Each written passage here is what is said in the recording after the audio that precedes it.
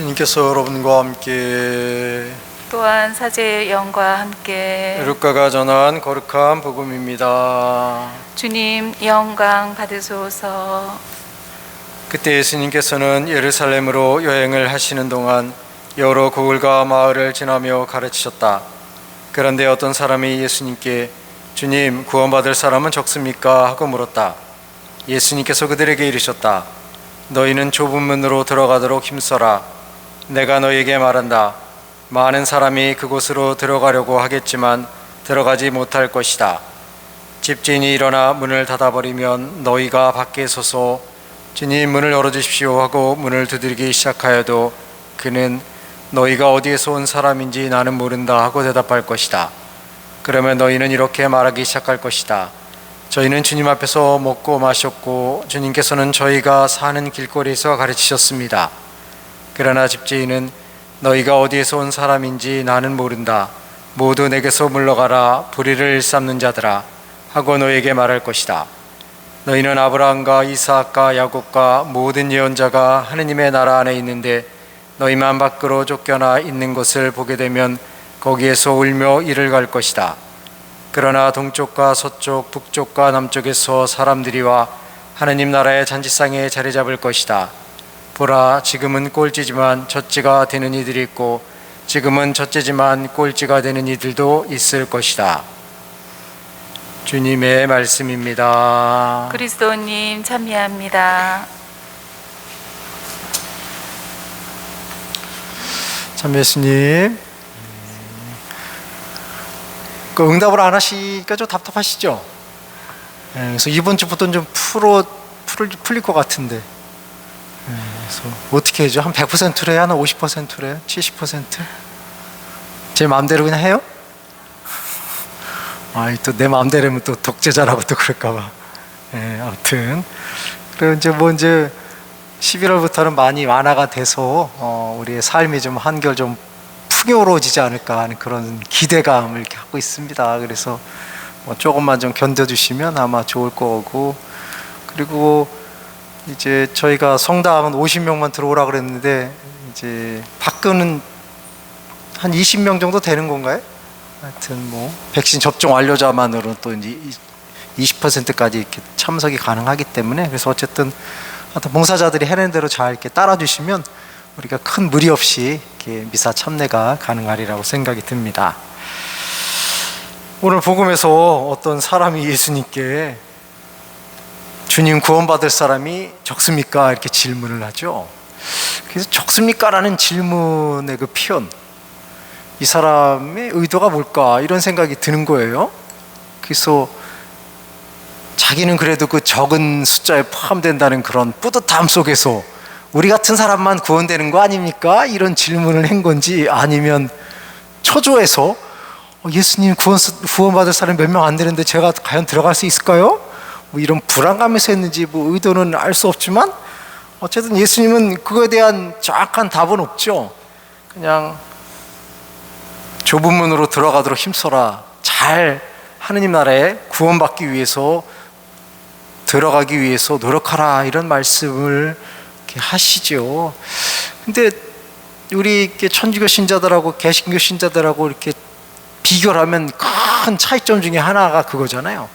개신교 사람들은 구원받을 수 있습니까? 라고 하면 아마 99%는 당연히 구원받는다고 이렇게 이야기를 해요. 생각만 하는 게 아니라. 근데 우리 천주교 신자들은 구원받을 것 같아요? 이렇게 물어보면은 자신이 별로 없죠. 구원받을 것 같은 손 한번 들어보시오. 그래도 또 용감하신 분들이 있네. 모르죠. 구원받을지 안 받을지 알 수가 없습니다. 그래서 그리고 우리가 아무리 열심히 기도 생활하고 신앙 생활하고 한다고 해서 그것이 구원의 보증은 또 아니잖아요. 그러니까 만약에 그것이 구원의 보증이라고 한다면 그거야말로 정말 구약시대의 어떤 삶으로 회귀하는 거죠. 왜냐하면 구약시대 사람들은 십계명만 잘 지키고 율법만 잘 지키면 그것이 바로 구원에 이르는 길이라고, 등식이 성립된다는 그런 가치관을 갖고 있었잖아요. 하지만 예수님은 그거 아니다라고 말씀하시고, 구원받을 거는 우리가 결정하는 게 아니라 아버지이신 하느님이 결정하는 것이다. 다만 너희들은 구원받기 위해서 열심히 살아라. 뭐 이런 얘기만 하시는 거잖아요. 예. 그래서 어찌 보면 우리들에게 중요한 것은 내가 구원을 받았다 안 받았다에 대한 어떤 판단이 아니라 구원받기 위해서 열심히 노력하는 것이 우리들에게 주어진 몫이겠죠.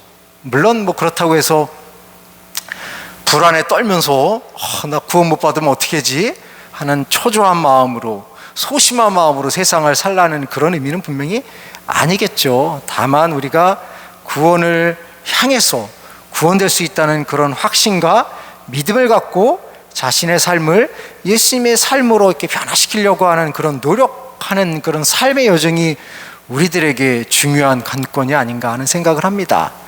하지만 우리는 항상 그런 게 궁금하잖아요. A인가 B인가 확증적으로 딱 이게 나타나면 정말 마음이 행복한데, 하느님은 A인지 B인지 알려주시지 않기 때문에 우리가 고민스러운 거죠. 그래서 여러분들도 오늘 이렇게 미사에 참여해가지고 이런 질문을 받으면 참 곤란하잖아요.